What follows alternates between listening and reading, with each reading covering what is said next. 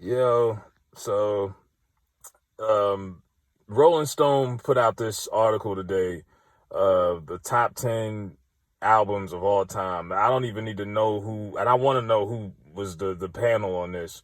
Uh, and I'm pretty sure who it was as far as the demo. Cause I'm like, ain't no way. I don't know. Hip hop is diverse and everybody's got different opinions, but um, other than Outkast, there's no Southern artists on here. That kind of stood out. Uh, a lot of people didn't like the fact that Illmatic wasn't on here. Reasonable Doubt. For me, I Get Rich or Die Trying. I was surprised that as big as that album was, that wasn't on here.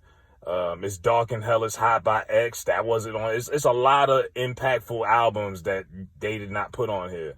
But you also trying to break down, 40 years of hip hop.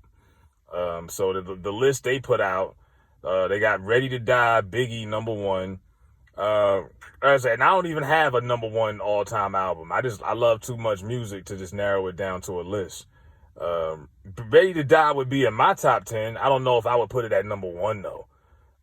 But some people was like, nah, Illmatic. Some people were saying it was written. I was like, nah, I think that's a little bit of a reach. But um, now here's the reach to me. Number two, Stankonia by Outkast. Number two hip hop album all time.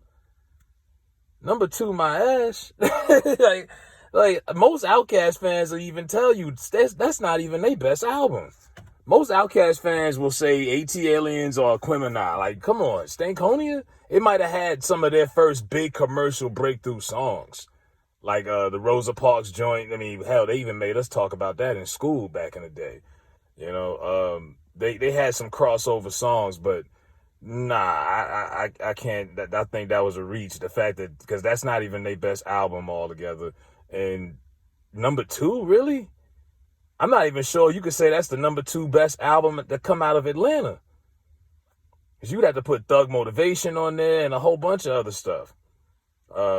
The Blueprint by Jay, that's actually my favorite Jay album. 1A and then 1B, Reasonable Doubt. But, number three, it wouldn't be number three on my list, but that is a classic. It Takes a Nation to Hold Us Back by Public Enemy. I ain't even gonna hold you, Chief. That's a little before my time. That's all I'm gonna say about that. All due respect to Chuck D, Flav, that's a little before my time, but I respect it. You know what I mean? Fight the Power. That's a video I definitely wish I could have been a part of. Number five, To Pimp a Butterfly. Come on, man. Like, I gotta throw the paper away. Like, that's not even his best album. Like, to me, I don't care. Get Good, Mad City, it was my favorite Kendrick album. And the new one he came out with I like this one better than To Pimp a Butterfly. But like I said, this is subjective. This is just me. But nah, I think they got that wrong. And that's definitely not the top five best album of all time. Get out of here. Number six, My Beautiful Twisted Dark Fantasy. This is another album. A lot of Kanye fans love it. I'm not disrespecting the album, the production.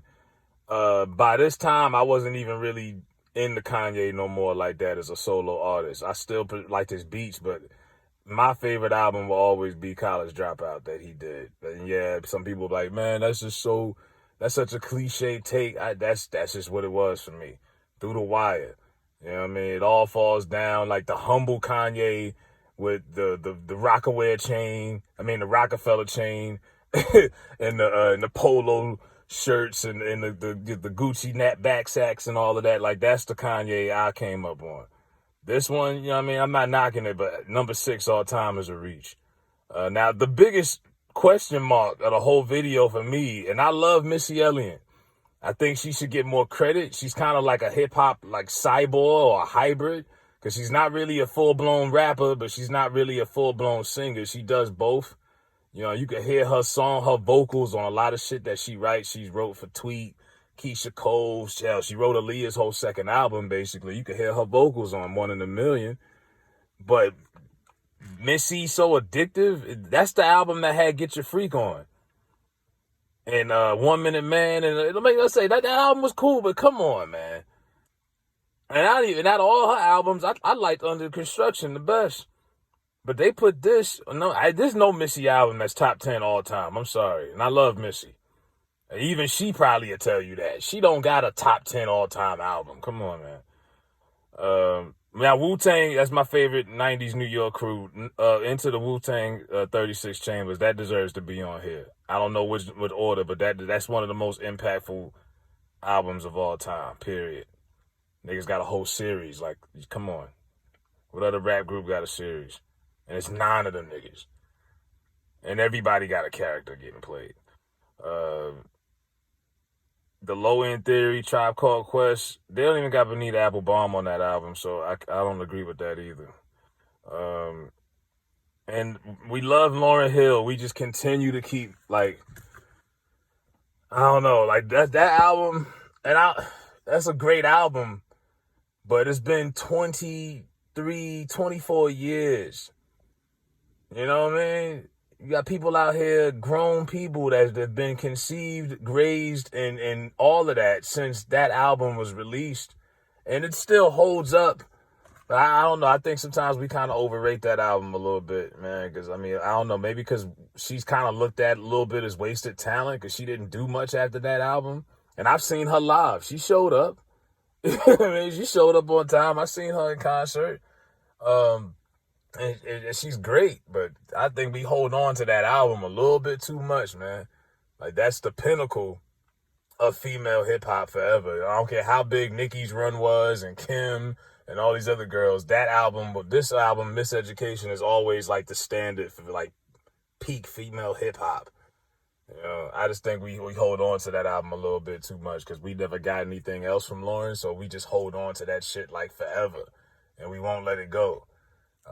But I don't know if I would put it in my top 10, but it was an impactful album. It was a beautiful, beautiful project. I think we just still holding on to it. But yeah, this list was garbage. Gaga, garbage juice, trash, whatever you want to call it. You know what I mean? Bunch of white boys came together. Probably guys like Andrew Schultz, that dude that be on that show with Charlamagne. Guys like him came together, and maybe 1 or 2 token black guys. Bunch of unseasoned people in the room, and they came together with this list. And some of these albums, I feel like they just put it on because they felt like they had to put something on from Outkast. They had to put something on. But like I say, the biggest surprise to me was the Missy one. You know? And they love To Pimp a Butterfly. But like I say, that's not even my favorite Kendrick album. But that's just me. Let me know what y'all think about this list, Rolling Stone, if they got it right, and which y'all think albums should have been left off, or what album should have been put on for that matter.